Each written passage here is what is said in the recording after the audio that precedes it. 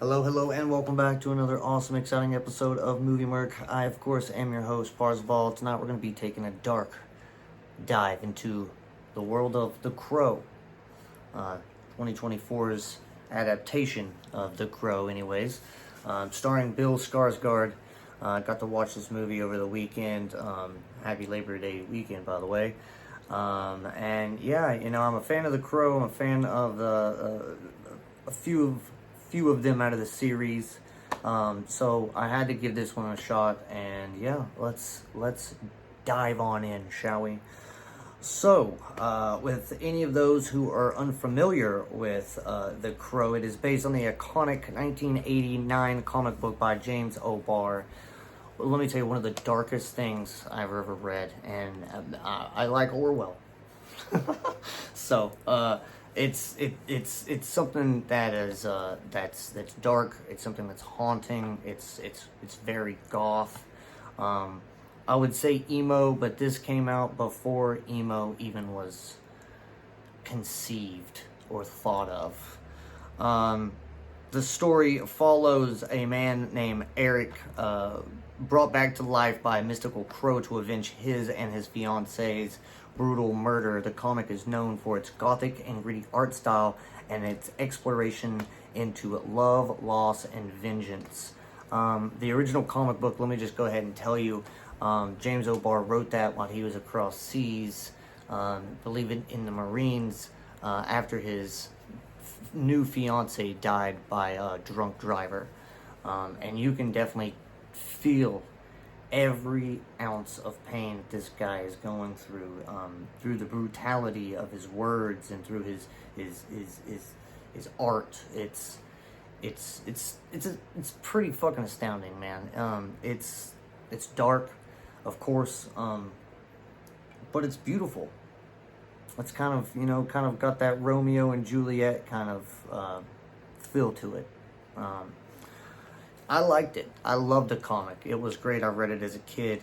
Now, with the success of the comic book, which he didn't think was going to do well, came the 1994's film starring Brandon Lee, which became an instant cult classic. Tragedy followed Lee, that family with the curse,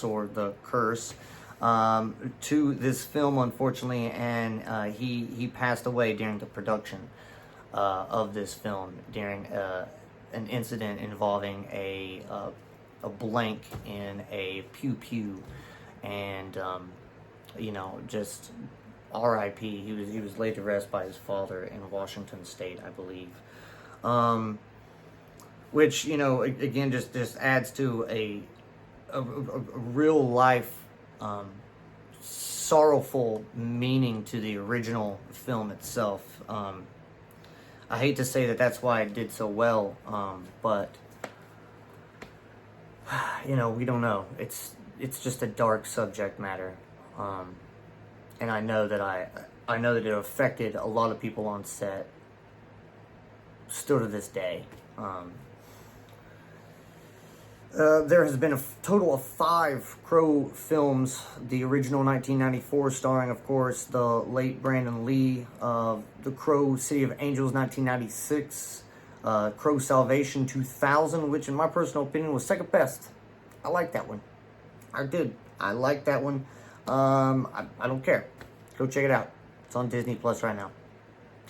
Go give it a watch. And then the Crow Wicked Prayer, 2005. Fast forward to this past month, 2024, and we get this new adaptation with Bill Skarsgård taking the role of Eric. Skarsgård is known for his chilling portrayal as Pennywise, and definitely brings a new, fresh face to the character, and to the franchise itself. The film's action sequences are intense, very well choreographed, and I will definitely give them that. The blend of practical effects and CGI brings a new take on the whole supernatural elements of the past few films. Listen, folks, I went into this movie completely open-minded. I wanted to like it. I wanted to like it even though what I've heard about it already online. I wanted to give it a shot. And let me tell you where they messed up, in my personal opinion, just from a movie reviewer, and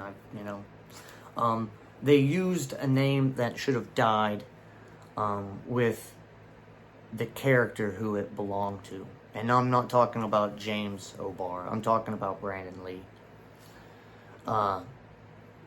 Eric Draven. That name should not have been used during this film. If it, in my personal opinion, if they would have just gotten rid of that name, stuck with a new name, and adapted a new story following a new character with Bill Skarsgård, because I mean he did good in the movie. He did good. His acting was good. Again, the CGI was good. The practical effects were good. The story wasn't that bad. It's just let that character lay to rest where it needs to lay to rest. And you know, for me, honestly, it brought it down at least 2.5 points. With that being said, it's going to lead me straight into this movie's review, being a 4.7. 4.7. I wanted to like it. I went in wanting to like it. I was excited to watch it, actually. I'm not knocking the film, not knocking the director, I'm not knocking Bill Skarsgård, the acting. I'm just saying that if you're going to try to redo something, use a different name. That's all you could have done. That's all you should have done. And I think that a lot of other original Crow fans that are out there, if they see this, will agree with me. But yeah, that was my review on The Crow. Hope you guys came in and checked it out. My personal little opinions on everything, nitpicking at things. Again, I like the movie. It wasn't that bad. It's just they should have came up with a new name, a new character for that particular Crow. Because as we know, if you've seen The Crow before, he goes on to different characters. It's not just an Eric Draven story. Eric Draven was a character that should have been laid to rest. But with that being said, you guys, I hope you guys go check it out. I love you all. Stay classy. Come back and see me. If you haven't been here before, hit that subscribe button down there below. If you have a favorite movie that I haven't yet discussed or talked about, even if it's a TV series, drop it in the comments. I will get to it. I will watch it. I'll review it and leave you guys a custom little shout out video. So until next time, I love you guys. Stay classy. Be talking to you guys soon. And go watch a movie or something, you know? Or read a comic book. I love you guys. Talk to you soon.